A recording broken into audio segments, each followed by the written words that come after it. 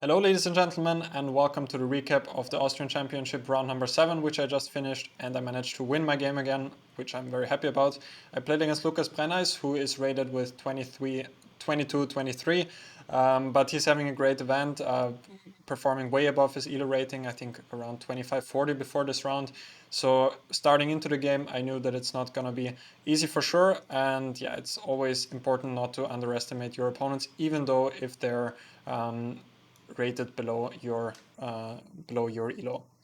So I started out playing d4, he played d5, c4, e6, knight c3, and now he played a6, which is kind of a sideline, but it started to become popular over the years now, just avoiding the theory which arises after the more standard knight f6. A6 goes for this Carlsbad structure usually, but avoiding bishop g5 in most cases. But now I played bishop f4, and now I'm arguing that this a6 move is often not that useful. And he went knight f6, e3, and now c5, which I still had in my preparation, fortunately. More standard way to play would be bishop d6, I think, just going for this Carlsbad structure, when white could simply take and go for this position, let's say bishop d3, and then either knight f3 or knight e2. And this move a6 is not that useful in many cases, so white is kind of like a half tempi up compared to some other lines. What's also possible here is to play bishop g5, just to keep the bishops on the board. And now we have this pin here. Both options are playable for white. But he went c5, immediately attacking the center, and I prepared knight e2. The point is, after knight f3, black wants to go c4, and now he's just closing the center. And if he manages to consolidate with knight c6, later on maybe b5, then he has this massive pawn mass on the queen side, and has pretty good chances if he manages to do so. Obviously white also has his trumps here, can proceed with knight e5, even g4, g5, playing on the king side. But I prepared knight e2. And the point is now that what we saw in the game, g3 here, now the knight is better placed on e2 because the bishop on g2 will help attack the pawn on d5, and also the knight will be able to come to f4 later on, as also happened in the game. And now he went c4, which is a huge blunder already. He should have gone for something more standard like c takes d4. Now c4 is just a completely wrong plan in this position. C takes d4 is the option which I checked before the game. Knight takes d4, bishop g4, and bishop e2. This was my analysis. Knight takes e2, bishop e4 check, king f1. And yeah, even though I lost my castling right, the king will be pretty happy on g2, and white is maybe slightly better because of this isolated queen's pawn. What I also thought during the game is that bishop g4 might be a smart idea for him, which I did not remember that I checked. I thought I would just have to go bishop g2, cd4, ed4, bishop e7, castle, castle, and I thought this position is actually very solid for him. I wasn't sure what I wanted to play. Rook e1 was something I thought about. To be able to recapture with the rook on e2. Also h3 right away makes sense. And after bishop takes e2, I have to take with the knight, but still white is slightly better. I will go back with the knight, and I have the two bishops, so a slight but pleasant advantage for white. Yeah, but he went c4, which he already played in this tournament with the structure with c4, so it kind of made sense for me that, again, he likes the structure, and even here he went for it. And here was already the first question for me, because bishop g2 is the most logical move, but also bishop g5 makes a lot of sense, and now I see that maybe objectively it's a better option, but I wasn't entirely sure what is happening after knight b4 here, threatening knight d3 check.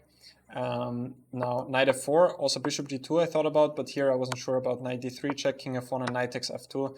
Apparently the position is still equal somehow, but after king f2, now yeah, black is definitely in the game here. Yeah, but what I calculated was knight f4 here, and here bishop f5, and yeah, rook c1, I thought he has queen a5 here, but it seems like there is nothing. Bishop f6, g f6, and queen d2, I still saw this move.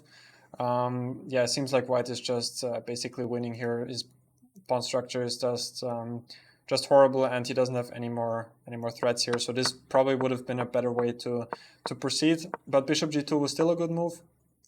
And yeah, I just thought I can anyway go bishop d5 next, unless he goes h6, but h6 again loses a lot of time. And I just went castle, bishop f5, and now bishop e5. And I'm surprised to see the evaluation here. It's apparently it's just completely winning from here, almost +3. But yeah, it also makes some sense here. I'm already fully developed, and he is not. And also there's a lot of pressure on this pawn on d5 here. He went knight e4, which I think was the best try. Otherwise, I'm just taking here and taking on d5.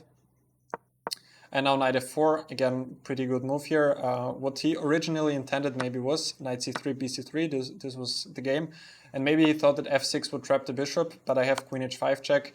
And if g6, knight takes g6, and now he's losing a lot of material here. I'm not even anything down, I'm even a pawn up, I think. And yeah, if he takes back, then I take back with check, and I'm just winning here. Yeah, therefore he went bishop b4, now I took, and I went queen b1. Apparently rook b1 is also a move here, did not think much about it, but yeah, now the engine is dropping, so I think that queen b1 is a good move, just attacking the pawn on b7 and the pawn on e4. He went queen d7, queen takes e4, long castle, and I think he defended this very well here with long castle. And it wasn't entirely clear to me how to break this tension here. I just wanted to play d5, not that my bishop gets trapped here with f6 somehow. Turns out that rook ab1 apparently is a bit better, but I'm also not so sure about it here. Again, it's escalating a bit here. Apparently bishop a3, and yeah, my bishop is getting trapped here, which is also very good for me. But I think how I played in the game was pretty decent here with d5. And now I'm just a pawn up. And now he surprised me by playing this move h5. I only thought about bishop d6 right away. When after queen takes g7, bishop takes f4, e takes f4, queen takes d5. I thought there are numerous ways to win. I'm only a pawn up, but his king is pretty weak, and also his pawns here on the king's side are very weak. I thought rook e1 is probably good enough. Also, I wasn't sure about this position here. If he takes, I thought it should be winning pretty easily, and yeah, it turns out this is correct because my f-pawn is just super fast, and yeah, this pawn will just queen on f8. But yeah, he tried h5, which I think was a very nice practical opportunity. And I went h4 just to stop him from opening the h-file with h5, h4, and then take on g3, possibly queen h3. So I think that was a very smart decision, also approved by the engine as it seems. Now he went bishop d6, I took on g7, bishop takes f4, e takes f4, rook g8, and queen e5. By the way, just to mention briefly what me and my opponent thought after the game, maybe it was smarter from a practical point to play rook g8 here, still keeping the bishop and the knight. And yeah, even though black is now 2 pawns down, he will double on the g-file, and there are all sorts of sacrifices there. So it wouldn't have been that easy, at least practically speaking. We discussed queen h6 briefly. Probably he anyway has to take here, otherwise I'm just taking on h5, for example, like this. And overall I should be pretty safe. I'm not sure. Well, looks like I'm not that safe here. Bishop takes g3 is working because he has queen h3, and yeah. But if I don't play knight g2, king h2, for example, I'm very logical. Just protecting this pawn here, I should be just winning. So yeah, he took right away, rook g8, queen e5, also pretty good. And now he played queen h3, again, the best practical try here. If queen takes d5, I thought I'd just go rook fe1, and I'm pretty safe. All these endgames should be winning because the pawn on h5 is also weak. So he tried queen h3 on this move here, queen h3, and queen e4 I think was now the kind of the key move. After this, it should be winning more or less easily for white, even though I still have to calculate. But I'm just preparing for rook takes g3. For example, if he would take now, then I have queen g2, and he doesn't have any attack anymore. That was his threat here, obviously, with queen h3 to take here, and then he would have at least perpetual check, even checkmate at some point. So yeah, queen e4 was important. Queen takes h4, now he took this pawn, but rook ab1 again, I think pretty strong, and now I started to start my attack here on my own. Rook d6 was the final blunder. We discussed after the game that rook d7 is probably the best try, but even here it was it should be winning somehow. I think we discussed some rook b6 probably, and then to double the rooks here, but still this should have been tried. Also maybe I can take this pawn on c4. and then just consolidate queen d3. But this would have been the better opportunity for him, just to guard this pawn on b7. Otherwise, just to demonstrate, after queen g4, I have a pretty mate here. After queen c4, king b8, I can take on b7 and rook b1 check, and there is checkmate here on b7. I played rook d6, which was the blunder. Again, rook d7 would have kept the game going for a little more.